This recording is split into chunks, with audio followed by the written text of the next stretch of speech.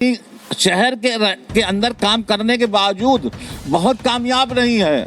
अब उसको आप 25 किलोमीटर दूर फेंक दीजिएगा, उसकी क्या स्थिति बनेगी, क्या हाल होगा, वो तो भगवान ही जाने। शहर में आस्था, कोई अपराध करने जाता है तो कोई अपने बचने के लिए कोई रास्ता ढूंढता है। इन लोगों को एक सनातन शब्द मिल गया है, इसकी आड़ में वो लोग भ्रष्टाचार को बढ़ावा देने का प्रोग्राम बना रहे हैं। बड़े होटल मालिक कौन है? ये गरीब लोग हैं। उनमें मीट पक रहा है, मीट बन रहा है, परोसा जा रहा है। वहाँ पर सरकार का ध्यान नहीं है, वहाँ पर हमारे नगर निगम का ध्यान नहीं है कि पहले उनको।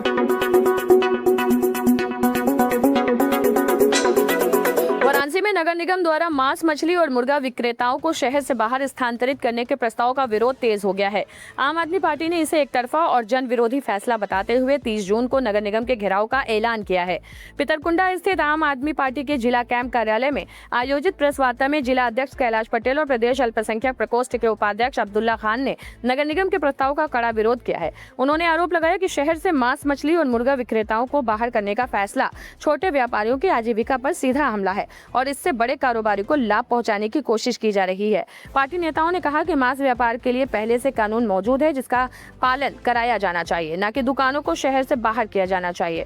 उन्होंने भारतीय संविधान के अनुच्छेद 19(1)(g) और अनुच्छेद 21 का हवाला देते हुए कहा कि व्यापार करने और अपनी पसंद का भोजन चुनने का अधिकार संविधान प्रदत्त है। आम आदमी पार्टी ने मांग की नगर निगम अपने एक तरफा निर्णय को तत्काल वापस ले, शहर के भीतर संचालित मांस और मछली की दुकानों को नियमित किया जाए तथा स्ट्रीट वेंडर्स अधिनियम 2014 के तहत विक्रेताओं को संरक्षण दिया जाए। पार्टी की चेतावनी दी कि यदि निर्णय वापस नहीं लिया गया तो 30 जून को आम आदमी पार्टी, समाजवादी पार्टी और कांग्रेस के कार्यकर्ता संयुक्त रूप से नगर निगम का घेराव करेंगे।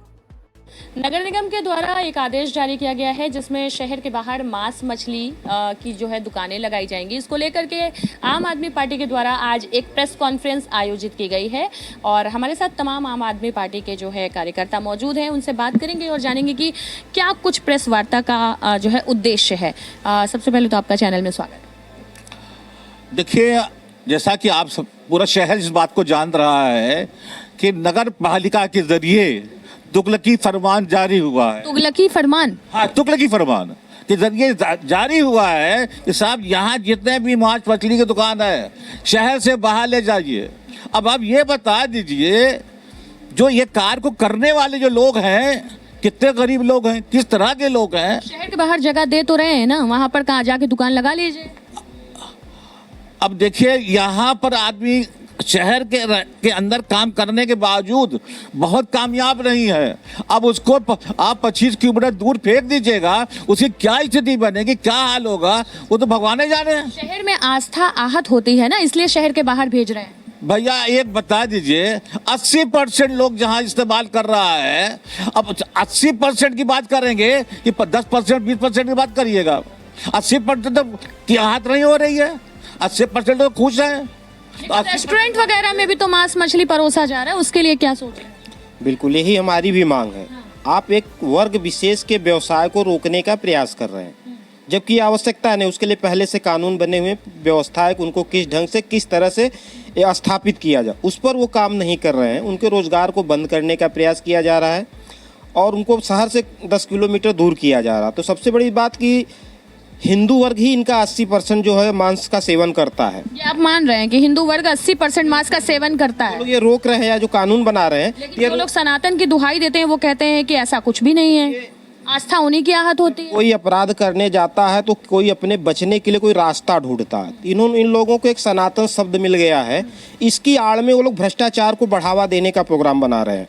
इनका मुख्य उद्देश्य है, जब हम शहर के अंदर रोकेंगे तो अवैध ढंग से सामानें बिकेंगी। मतलब अवैध रूप से सामान बेचने के लिए शहर के बाहर कर रहे हैं, आपका ये कहना है? हाँ, मेरा मानना ये है कि इसको रोकने का इनका, क्योंकि मांस खाने वालों को रोक नहीं पाएंगे, होटल व्यवसायियों को रोक नहीं पाएंगे, वो खरीदेंगे तो उसकी कीमत बढ़ाना है और फिर शहर के अंदर उसका नंबर 2 से उस चीज़ का मार्केटिंग होगी। बहुत बड़ी बात कहा है कि शहर के बाहर करने से नंबर 2 की बिक्री पर जो है वो ज़्यादा तेजी से जो है उछाल आएगा और लोग हैं उनसे भी बात करते हैं। नगर निगम ने तो काफ़ी दिन पहले ही ये जो है आदेश जारी किया है, लेकिन अब आप लोग अचानक आज उठे हैं, प्रेस कॉन्फ्रेंस कर रहे हैं और नगर निगम का घेराव करने जा रहे हैं, ऐसा क्यों?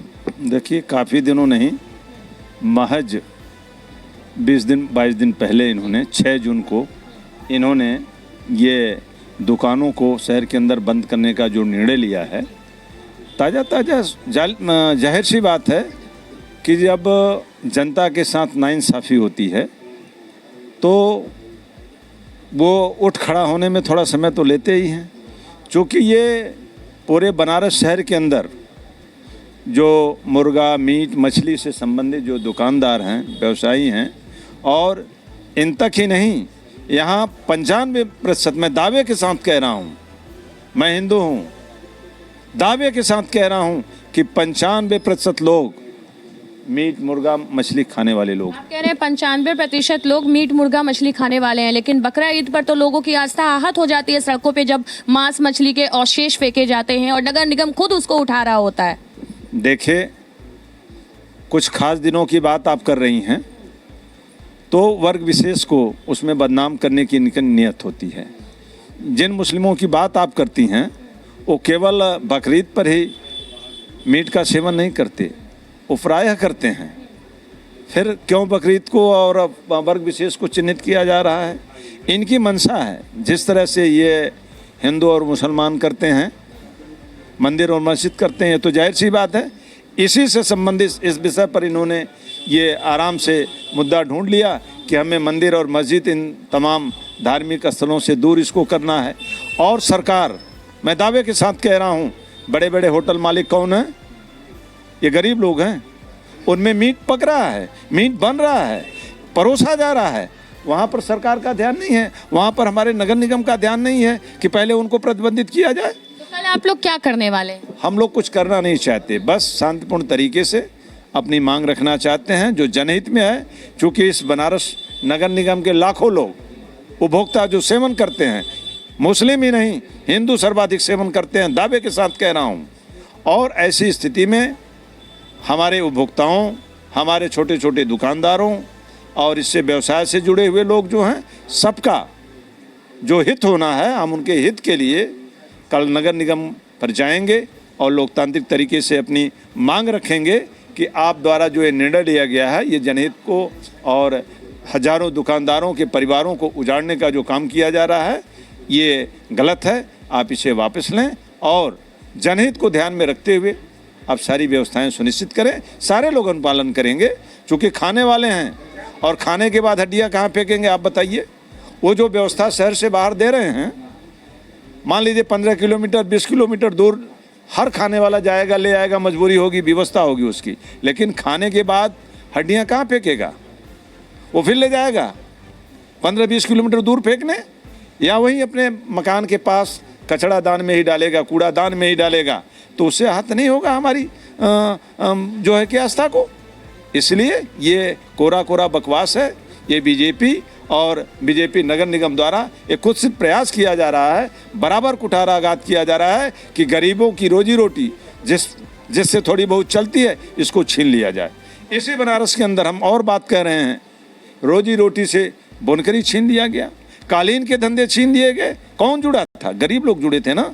बीजेपी द्वारा ही तो इन रोजगारों को चौपट और तबाह और बर्बाद किया गया। इसलिए हम पूरी तरह से कहना चाहते हैं कि गरीबों के हितैषी सरकार नहीं है, ये पूंजीपतियों की सरकार है। जब ऑनलाइन मीट की व्यवस्था शहर से बाहर करेंगे, आपके घर तक मीट आएगा।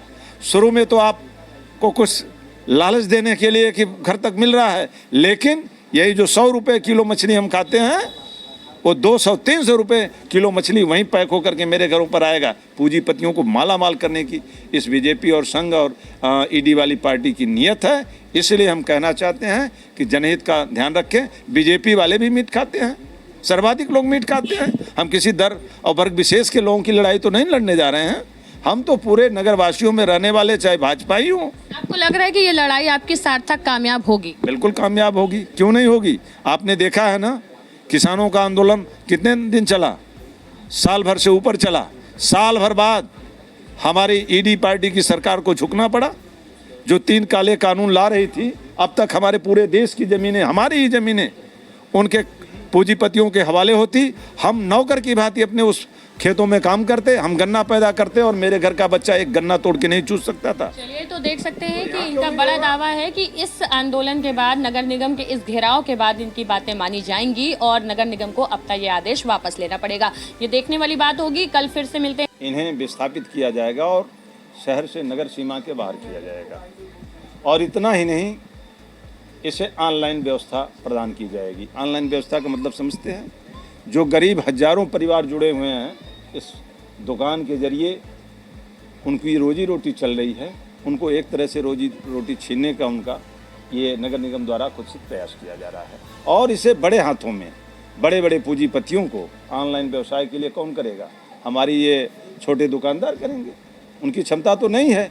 इसलिए पुनः इन हजारों परिवारों को उजाड़ कर इनकी रोजी रोटी तबाह और बर्बाद करके पूंजीपतियों को ये व्यवसाय देना चाहती है। बीजेपी आप कहीं भी देखिए, गरीबों के लिए कोई काम करती है? नहीं करती है। केवल और केवल पूरे देश के अंदर पूंजीपतियों का वो साथ दे रही है, पूंजीपतियों को मालो माल कर रही है, उन्हें कमाने का बराबर अवसर दे रही है।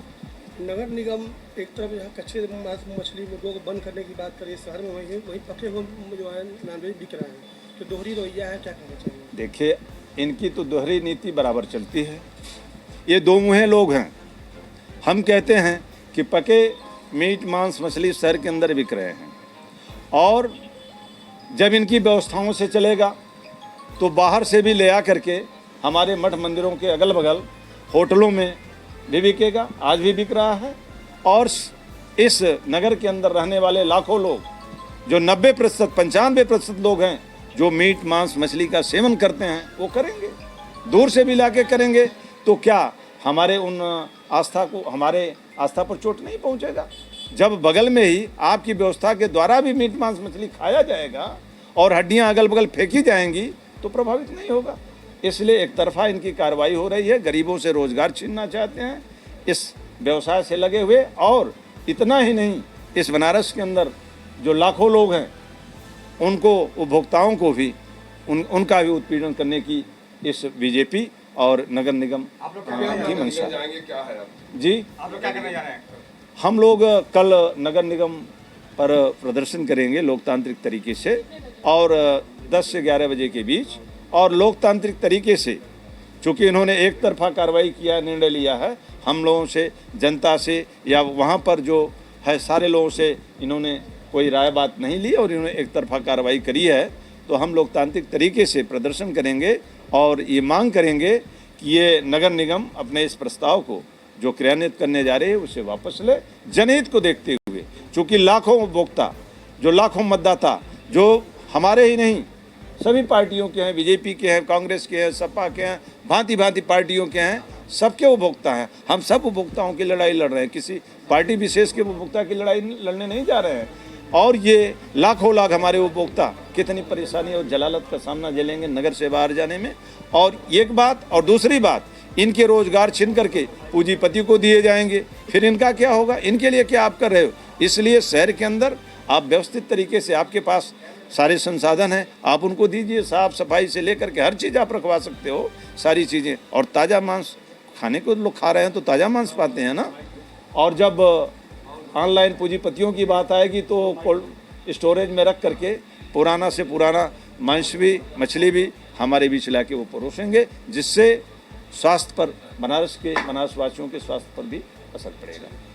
मिलते हैं नगर निगम के पास और देखते हैं कि किस प्रकार का ये धरना होता है। आज के लिए बस इतना ही। बने रहें जयदेश के साथ। मैं खुशरंगिना, कैमरामैन इरशाद अहमद के साथ। धन्यवाद।